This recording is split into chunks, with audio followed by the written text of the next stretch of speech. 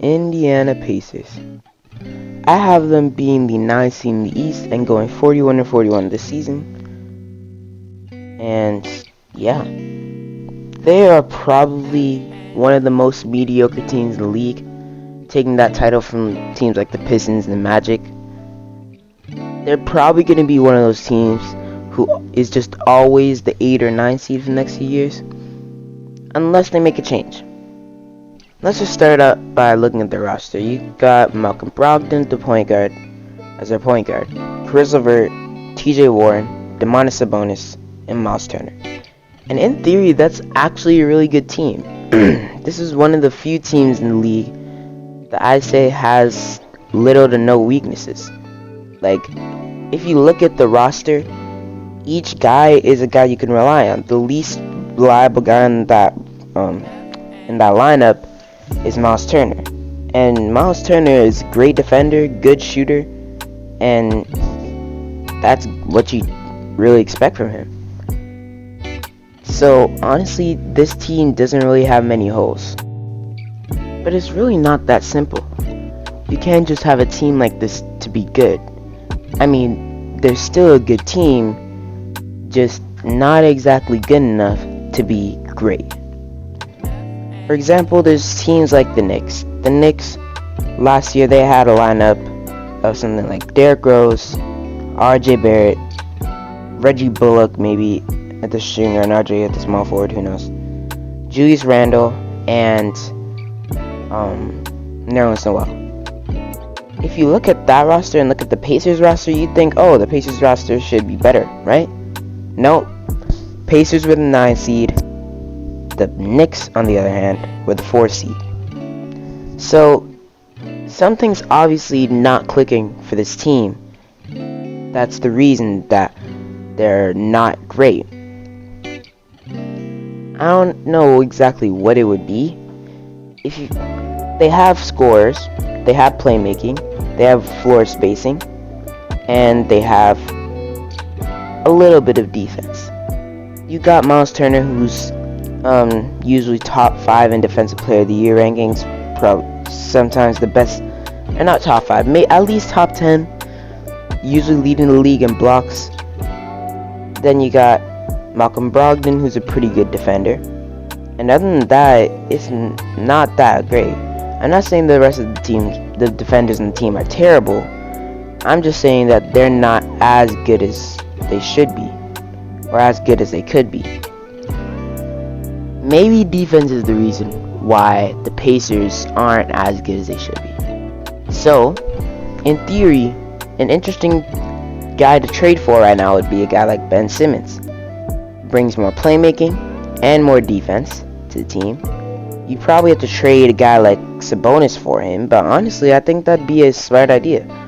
Because you could try trading T.J. Warren and Brogdon, or LeVert and Brogdon, or LeVert and Warren, or even Miles Turner with Warren or something. But at the end of the day, I think the best option would be to trade Sabonis. Because Ben Simmons, him and Sabonis are they're kind of similar, they're similar in size. So Simmons would just move to become a power forward, and Sabonis has become a playmaker over the years. Then Simmons is a playmaker. Sabonis is great in the post. Simmons can play in the post, and also Simmons adds more floor spacing, and he in the end would bring more defense.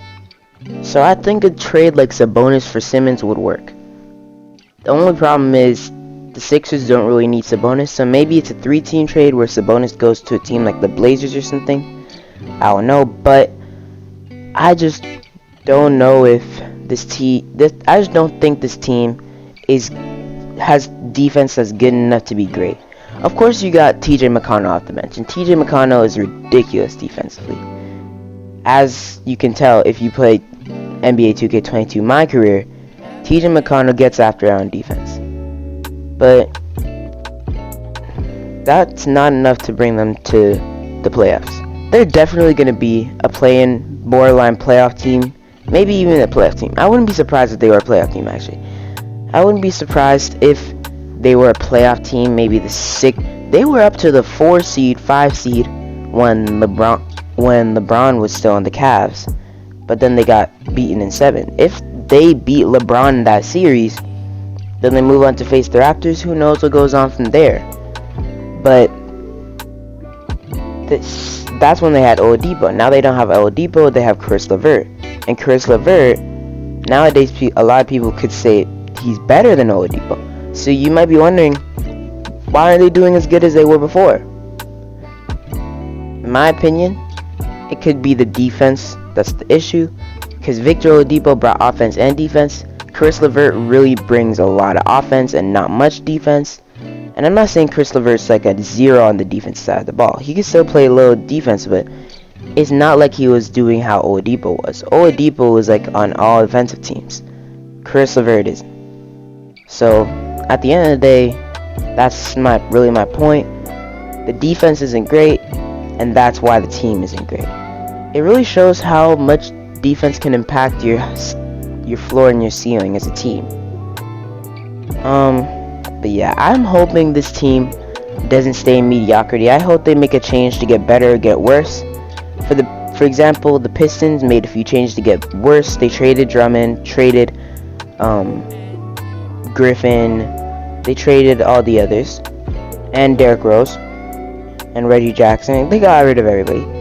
Then there's teams like the Magic who will do the same. And then there's teams like the Heat who got one big guy who was mediocre for a few years, got one big guy, Jimmy Butler, developed their young guys, Bam and Tyler Hero, and then made the finals. And then here's the Pacers. Do I think that the Pacers could make the finals just with Ben Simmons? Of course not. But are they going to be a better team?